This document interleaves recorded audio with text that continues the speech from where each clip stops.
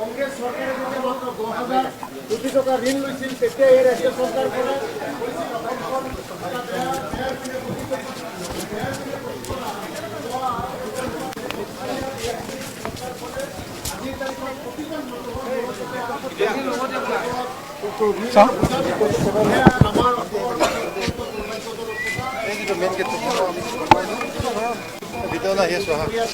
আমি বিৰোধিতা কৰিছো ঋণ মুক্ত অসম লাগে ঋণৰ বোজাৰ পৰা অসমক কিবা হলে অধ্যক্ষ মহোদয়ক সম্পূৰ্ণ অধিকাৰ দিয়া হয় কৰ্তৃত্ব দিয়া হয় তেখেতে যেতিয়া মন্ত্ৰীয়ে কয় যে পুলিচ আমি কণ্ট্ৰল কৰোঁ মুখ্যমন্ত্ৰীয়ে তেনেকৈ কয় তেনেকৈ কোৱাৰ পিছত মুখ্যমন্ত্ৰীয়ে সদনৰ মৰ্যাদা হানি কৰা কামটো কিয় কৈ আছে তেওঁ কোনেও কোৱা নাই তেখেতে কৈছে যদি মমিন ডাঙৰীয়ে কেছ দিয়ে আমি তদন্ত কৰিম কিন্তু আমাৰ হাউচৰ ভিতৰৰ কামখিনিৰ কাৰণে অধ্যক্ষ আৰু বিধানসভাৰ নিজৰ ৰুল আছে আইন আছে সেই গতিকে আমি বিচাৰোঁ প্ৰথমতে সদনত এই বিষয়ে তদন্ত হওক সেইবিলাক এতিয়া চাওক এফআইআৰ দিয়াৰ লগে লগে দুখ প্ৰমাণ নহ'লেতো দোষী নহয় আমাৰ দেশৰ সংসদীয় ব্যৱস্থাত যি আইন প্ৰণয়ন কৰা হ'ল আইনত কৈছে নট গিল্টি টিল প্ৰুভড এতিয়া প্ৰুভ কৰিব লাগিব সেই গতিকে প্ৰুভ কৰিবলৈ হ'লে বিধানসভাৰ CCTV কেইটা উলিয়াব লাগিব সেই CCTV ফুটেজবিলাক যাতে ভালকৈ থাকে তাৰ কাৰণে মই 23 তাৰিখৰ দিনাই স্পীকাৰ মহোদয়ক অৱগত কৰিছোঁ সেই গতিকে আমাৰ অল পাৰ্টিৰ এখন হাউচ কমিটি স্পেচিয়েলি ফৰ্ম কৰি দিয়ক CCTV ফুটেজ পৰীক্ষা কৰক আৰু যদি সুদাই দুখ কৰিছে তেওঁক শাস্তি দিয়ক মই কাকো আমি কোনো দোষীক প্ৰটেকশ্যন নিদিওঁ কংগ্ৰেছ দলে কিন্তু আমি বিনা দুখত কাৰোবাক জাতি ধৰ্মৰ নামত শপত খোৱাৰ পিছত বৈষম্য কৰিবলৈও নিদিওঁ হয় এতিয়া আমাৰ এটা ফটো লওঁ এটা ষ্টিল বিশ্বসমাই বাজেট দাখিল কৰিছিল কংগ্ৰেছে 10,000 টকা ঋণ থৈ গৈছে মই একো কাম কৰিব নোৱাৰোঁ আৰু তৰুণ গগৈ ডাঙৰীয়াক গোৱাল গালি পাৰিছিল বিধানসভাৰ ভিতৰত তেখেতে চকুৰ দৰৱ ল'ব লগা অৱস্থা হৈছিল কিন্তু এই 9 বছৰত মাছ খাবলৈ নহয় ধৰিবলৈ শিকাম বুলি কোৱাৰ পিছত মাছ খাবলৈ বিভিন্ন আঁচনিত পইচা দি আছে ডাইৰেক্ট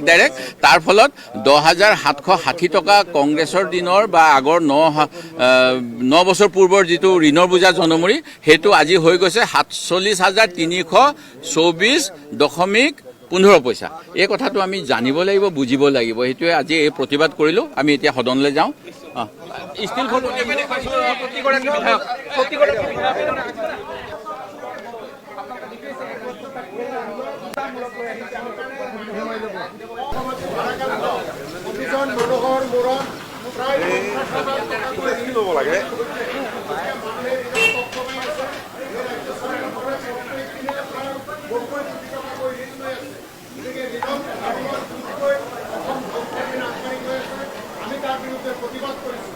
কংগ্ৰেছ সৰকাৰৰ মধ্যে মাত্ৰ 2000 কোটি টকা ঋণ লৈছিল তেতিয়া এই ৰাজ্য সৰকাৰ পৰা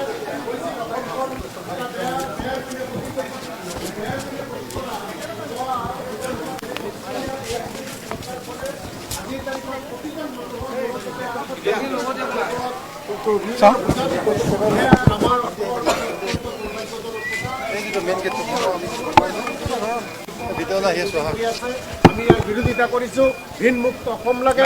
ঋণৰ বোজাৰ পৰা অসমক কিবা হলে অধ্যক্ষ মহোদয়ক সম্পূৰ্ণ অধিকাৰ দিয়া হয় কৰ্তৃত্ব দিয়া হয় তেখেতে যেতিয়া মন্ত্ৰীয়ে কয় যে পুলিচ আমি কণ্ট্ৰল কৰোঁ মুখ্যমন্ত্ৰীয়ে তেনেকৈ কয় তেনেকৈ কোৱাৰ পিছত মুখ্যমন্ত্ৰীয়ে সদনৰ মৰ্যাদা হানি কৰা কামটো কিয় কৈ আছে তেওঁ কোনেও কোৱা নাই তেখেতে কৈছে যদি মমিন ডাঙৰীয়ে কেছ দিয়ে আমি তদন্ত কৰিম কিন্তু আমাৰ হাউচৰ ভিতৰৰ কামখিনিৰ কাৰণে অধ্যক্ষ আৰু বিধানসভাৰ নিজৰ ৰুল আছে আইন আছে সেই গতিকে আমি বিচাৰোঁ প্ৰথমতে সদনত এই বিষয়ে তদন্ত হওক